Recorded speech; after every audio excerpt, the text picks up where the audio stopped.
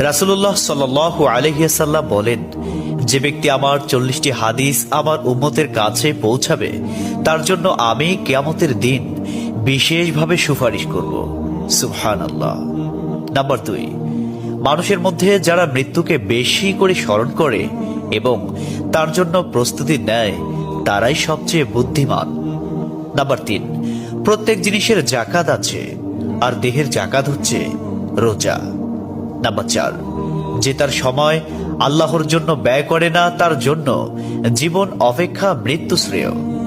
Number 5, যারা সব সময় ইস্তিগফার তথা ক্ষমা প্রার্থনা করে তাদের সাথে উঠা বসা করুন, কেননা তাদের হৃদয় সবচেয়ে কোমল হয়। নাম্বার 6, তুমি যত সিজদা দিবে আল্লাহ তত গুণা তোমার মাফ করে দিবেন। সুবহানাল্লাহ। নাম্বার 7, সূরা ফাতিহা প্রায় 1000 রোগের ওষুধ। নাম্বার 8, হাতের তালুতে জ্বলন্ত আগুনের কয়লা রাখলে যেমন কষ্ট হবে তার চেয়ে বেশি কষ্ট হবে শেষ জামানায় ঈমান রাখতে। নাম্বার 9, রোজাদারদের জন্য প্রতিদিন জান্নাতকে সুসজ্জিত করা হয়। সুবহানাল্লাহ। নাম্বার 10, রাসূল সাল্লাল্লাহু আলাইহি ওয়াসাল্লাম বলেছেন, কিয়ামতের দিন সব নবীর চেয়ে আমার উম্মতের সংখ্যা বেশি হবে এবং আমি সর্বপ্রথম জান্নাতের দরজা খুলব। সহিহ মুসলিম, হাদিস নম্বর 196।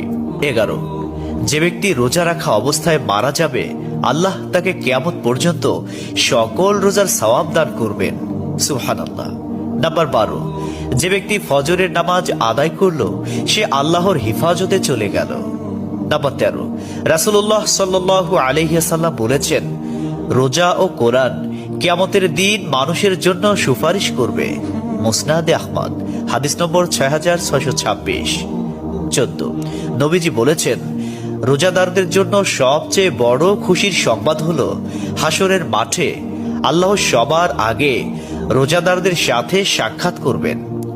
সুবহানাল্লাহি ওয়া বিহামদিহি। 15, যখন রমজান আসে তখন জান্নাতের দরজাসমূহ খুলে দেওয়া হয়। 16, রাসূলুল্লাহ সাল্লাল্লাহু আলাইহি ওয়াসাল্লাম বলেন, যখন কোনো বান্দা আল্লাহর দিকে দুটি হাত উঠায় তখন তিনি তা ব্যর্থ বা শূন্যভাবে ফিরিয়ে দেন না। তিরমিজি, হাদিস নম্বর 502।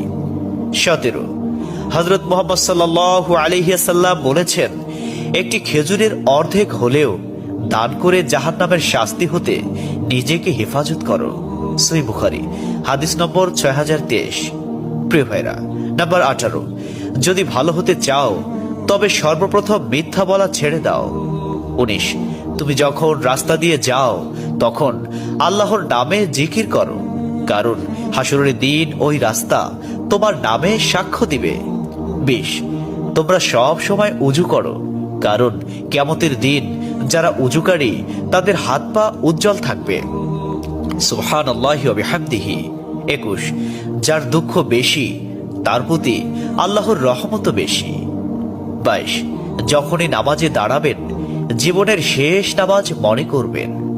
23, যে মহিলা গর্ভাবস্থায় 1 খতম কোরআন পাঠ করবে তার গর্ভের ওই সন্তান একজন নেককার বান্দা হিসেবে দুনিয়াতে আগমন করবে।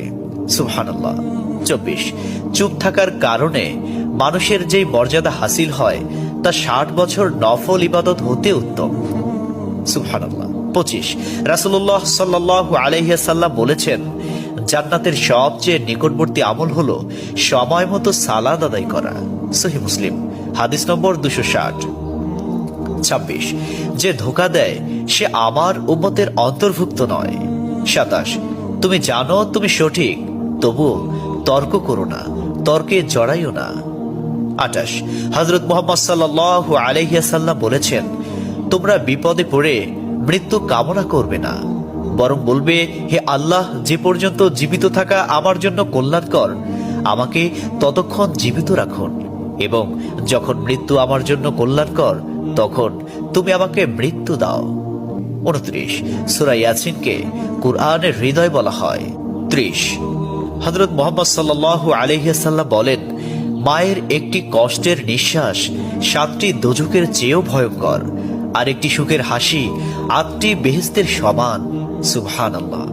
31, যে অন্যের বাবা মাকে গালি দিল সে যেন নিজের বাবা মাকেই গালি দিল। 32, রাসূলুল্লাহ সাল্লাল্লাহু আলাইহি ওয়াসাল্লাম বলেছেন, আমি যা জানি তোমরা যদি তা জানতে পারতে তবে নিশ্চয় খুব কম হাসতে এবং খুব বেশি পরিমাণে কাঁদতে। 30, মানুষ যদি মৃত ব্যক্তির আর্তনাদ দেখত এবং শুনতে পেত তাহলে মানুষ মৃত ব্যক্তির জন্য কান্না না করে নিজের জন্য কাঁদত। 34, মহানবী সাল্লাল্লাহু আলাইহি ওয়াসাল্লাম বলেছেন, সূরা ফাতিহা তোমরা ধীরে ধীরে পাঠ করো, কারণ মহান আল্লাহ নিজে তার জবাব দেন। সুবহানাল্লাহ। হাদিস সূত্র মুসলিম 910। 35, রাসূলুল্লাহ সাল্লাল্লাহু আলাইহি ওয়াসাল্লাম বলেছেন, কিয়ামতের দিন যে জিনিসটি মুমিনদের পাল্লায় ভারী হবে সেটি হচ্ছে সুন্দর চরিত্র, আখলাক।